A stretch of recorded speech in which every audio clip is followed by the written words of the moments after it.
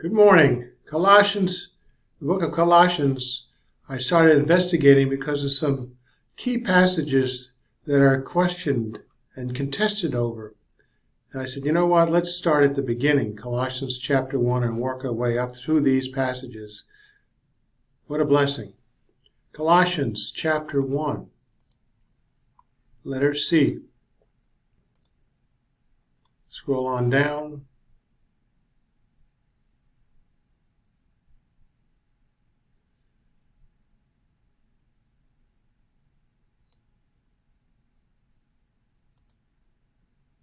And we'll read some textual headings I inserted in there so that I could give people a quick idea of where it's going, and then you can go back and do your research if you wish and read the proofs and the support, the corroborative evidence and passages that support this. So, Colossians chapter 1.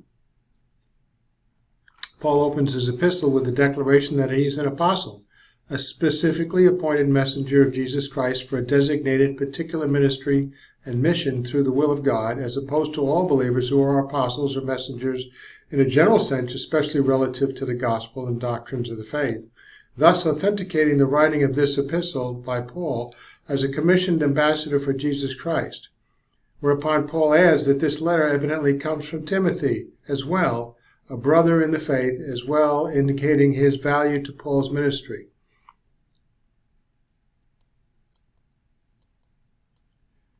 So in verse 2, Paul refers to the believers at Colossae and all believers as saints, and to the Colossian believers as faithful brethren chosen to serve God. He prays for grace and peace from God our Father to be granted to them.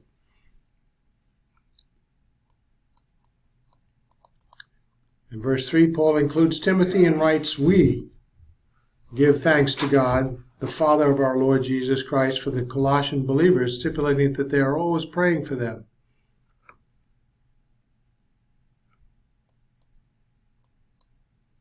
And then Paul gives reasons in verse 4 for this, his thanksgiving stated in verse 3, the Colossian believers' faith in Christ Jesus and the love that they have expressed toward all the saints.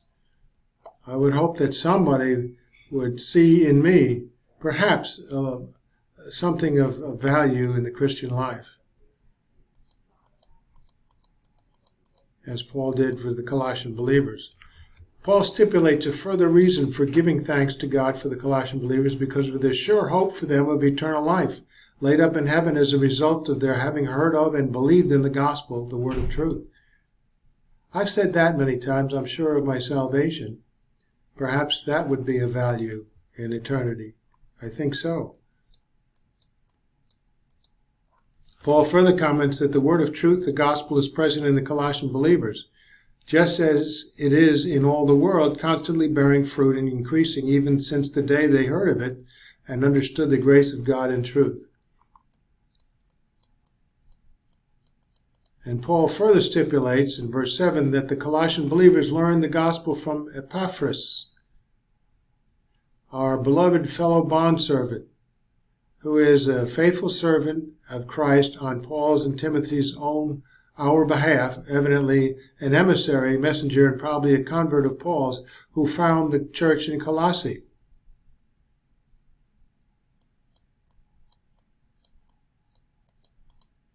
Epaphras also informed Paul of the Colossians' agape love in the Spirit, in the sense of expressing that agape love, that godly self-sacrificial love for all the saints. It has to be known for that. I have to work on that. Paul then refers to verses 3 through 8, writing, for this reason that he has not ceased to pray for the Colossian believers, especially that they may be filled with the knowledge of God's will in all spiritual wisdom and understanding, that which is characterized as wholly focused upon God by the grace of God, implying giving the Colossian believers the mindset and will to study the Word of God to gain knowledge, that knowledge and understanding. It takes effort every day.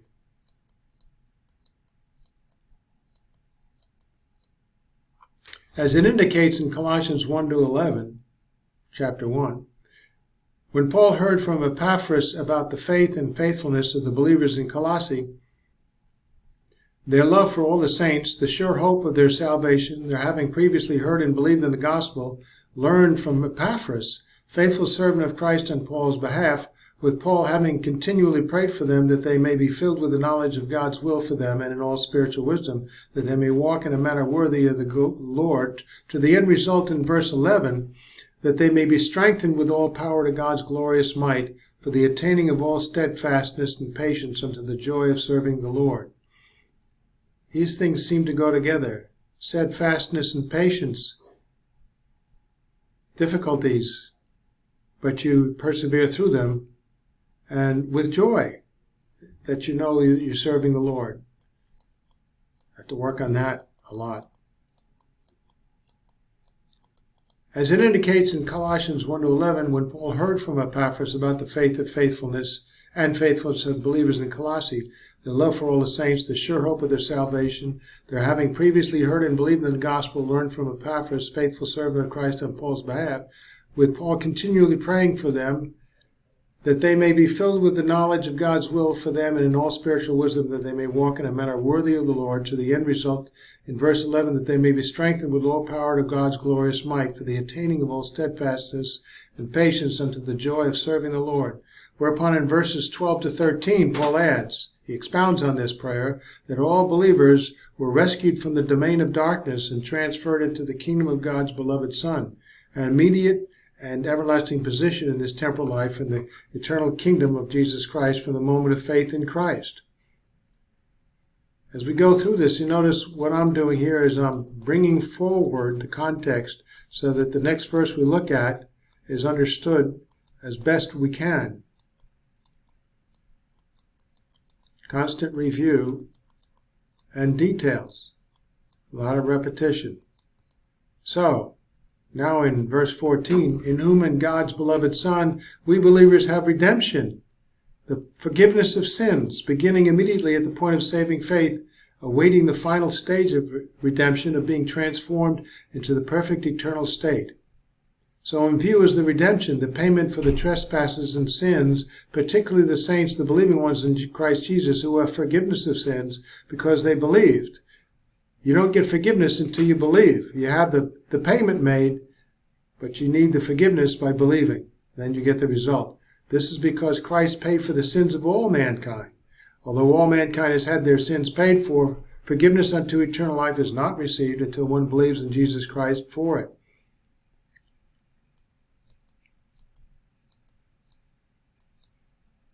Now, we're looking at verses 15-29 of Colossians 1. This section contains a refutation of the doctrines of the Colossian errors, evidently similar to Gnosticism, perhaps a form of pre-Gnosticism, points of which follow. This information is understood in this context by implication, because Paul makes some certain points, and they're Gnostic points that are being answered. A claim on the part of the initiated to a special knowledge of the truth is the Gnostic idea, a tendency to regard knowledge as superior to faith and as the special possession of the more enlightened, for ordinary Christians did not possess this secret and higher doctrine. Paul is refuting that. Knowledge Paul prays for the Colossians to get directly from God, and all is available to each believer as he seeks it. And point 2, the essential separation of matter and spirit, matter being intrinsically evil and the source from which all evil has arisen. That's just not true. And Paul refutes this. Also, an attempt to solve the problems of creation and the origin of evil by postulating a demiurge, a creator or artificer of the world, distinct from the deity, and emanations extending between God and the visible universe. This has an inferior being infinitely remote from the supreme being who can have nothing to do with anything material. This is far from the truth. And this is what Paul had to deal with in those days and later on when the Gnostics came out. The denial of the true humanity of Christ. But it says he's God and man in the Bible. A ascetic Christology which considered the earthly life of Christ and especially his sufferings on the cross to be unreal. Wow. the denial of the personality of the supreme God, and also the denial of the free will of mankind. Wow. The teaching on the one hand of asceticism as the means of attaining spiritual communion with God, and on the other hand of an indifference that led directly to licentiousness. And a synchronistic tendency that combined certain more or less misunderstood Christian doctrines and various elements from Oriental, Jewish, Greek, and other sources. Finally, an ascription of the Old Testament to Demiurge, an inferior creator of the world. These are things that Paul was combating in his letter to the Colossians. We can click on this More button, and you get what is the Colossian heresy. More details. An explanation of how Paul answered each of these. Now here are the verses 15 through 29. Verses 14 to 15, Jesus Christ is the image of the invisible God, an exact, accurate, credible representation and manifestation of the absolute image of God, corroborating the deity of the Son of God, Jesus Christ. For no one else but God can possess such an image. This is what the Colossians are fighting against. But this is who Christ is, and how he proved himself out to be that in his mission.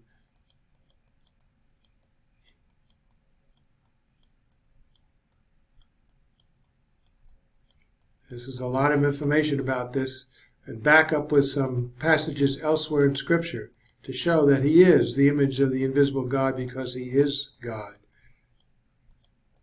Now, verse 15b, Jesus Christ is the firstborn of all creation in the sense of preeminence in being its creator and having supreme position and authority over all of creation.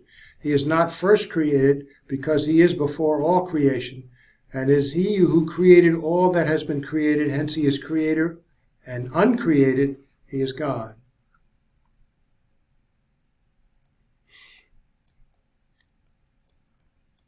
So much for the Gnostic points.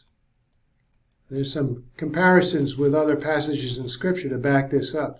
Plenty of ammunition to combat this. Many religious people fight this. Jesus Christ is the image of the invisible God, the firstborn of all creation. All things were created through him and for him and by him in the heavens and on earth, visible and invisible, thrones or dominions or ruler or authorities, and in him all things hold together. He is uncreated and God. To him the universe owes its existence. There we have it, verses 16 and 17.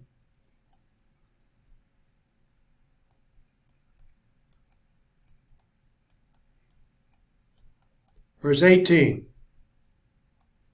Jesus Christ is also the head of the body, the church. He is the beginning of the church, the firstborn from the dead, in that he was the first of the church to rise from the dead, so that he himself will come to have first place in everything. We're speaking of his humanity. His deity never died.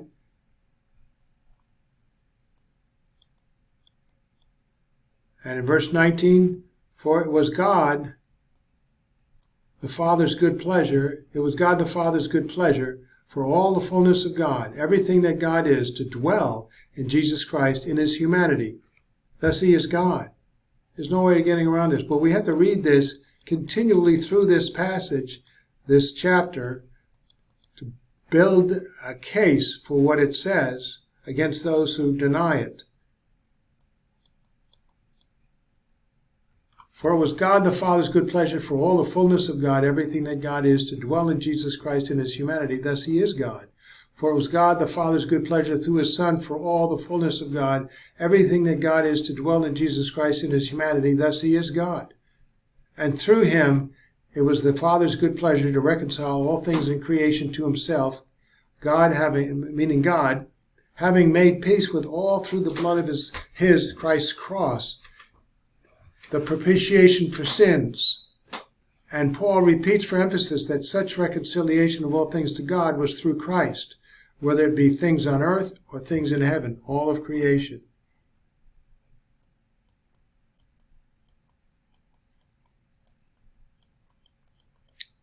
And we repeat, for learning, For it was God the Father's good pleasure for all of the fullness of God, everything that God is, to dwell in Jesus Christ in his humanity.